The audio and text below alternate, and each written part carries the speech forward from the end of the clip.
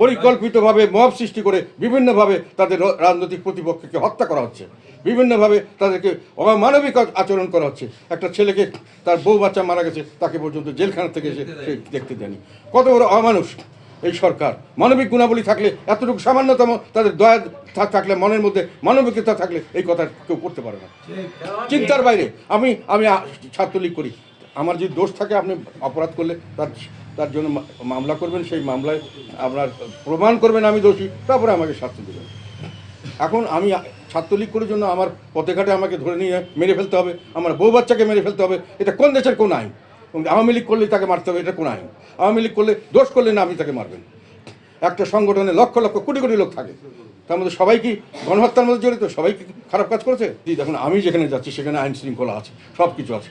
এখন কথা হলো, আমার গ্রামের একটা ভোটার যখন ভোট দিতে যাবে এবং তাকে আমার ভোটার হিসাবে যদি কোনোখানে বাধাগ্রস্ত করা হয়, তাকে মারপিট করা হয়, তাকে পুলিশে নিয়ে অ্যারেস্ট করে ওই অজ্ঞাতনামা মামলায় নেওয়া হয়, সেটা তো করতেই পারে। সেই পরিস্থিতিতে আমরা এখনও বুঝতে পারছি না।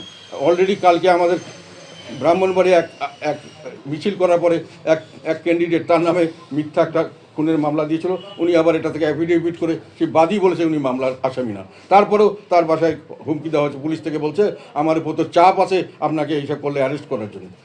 তো উনি অবশ্য আমাদের প্রিজাইডিং রিটার্নিং অফিসারের কাছে কমপ্লেন করেছেন, উনি বলেছেন আমি দেখছি ব্যাপারটা।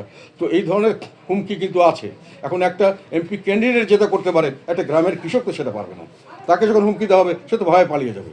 তো এই ধরনের জিনিসগুলো আমরা আশঙ্কা করছি, সামনে বুঝে যাবে। আমার চারপাশে তো কালকে যথেষ্ট আইন শৃঙ্খলা রক্ষাকারী বাহিনী ছিল, কিন্তু আমি তো একমাত্র ফ্যাক্টর না।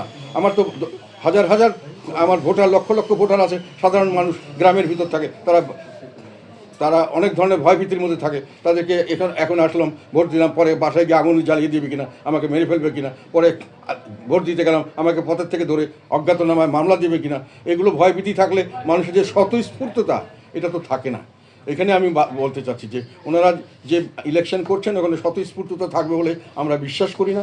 আমাদের যুক্তিতর্কে বলে যে এটা থাকবার কথা নয়, অবস্থা দেখে যেমন। এটা হলো, সরকার দলীয় যদি নির্বাচনে থাকে সরকার, এবং সেই দল যদি থাকে, নির্বাচন যদি সেই সরকারের অধীনে হয়, সেই নির্বাচন কখনই অবাধ, সুষ্ঠু, নিরপেক্ষ হয় না। তো আমরা একটা জিনিস এখানে হচ্ছে না, সেটা আমি পরিষ্কারভাবে বারংবার বলেছি, সেটা হলো এটা অবাধ হচ্ছে না। অবাধ মানে সকল দলের অংশগ্রহণ, সকল মানুষের অংশগ্রহণ। এখানে সকল দলের অংশগ্রহণ যেহেতু হচ্ছে না, এটা অবাধ হচ্ছে না। এখন আসে যে ওই যেটাকে বলা হয় সুষ্ঠু বলতে গেলে যেটা বোঝা যায় যে যেটাকে সকলের জন্য সমান সুযোগ থাকবে এবং তার সকলে ভোট গণনা সঠিকভাবে হবে। এখানে সকলের জন্য সমান সুযোগ এখনও আমরা নিশ্চিত হতে পারিনি।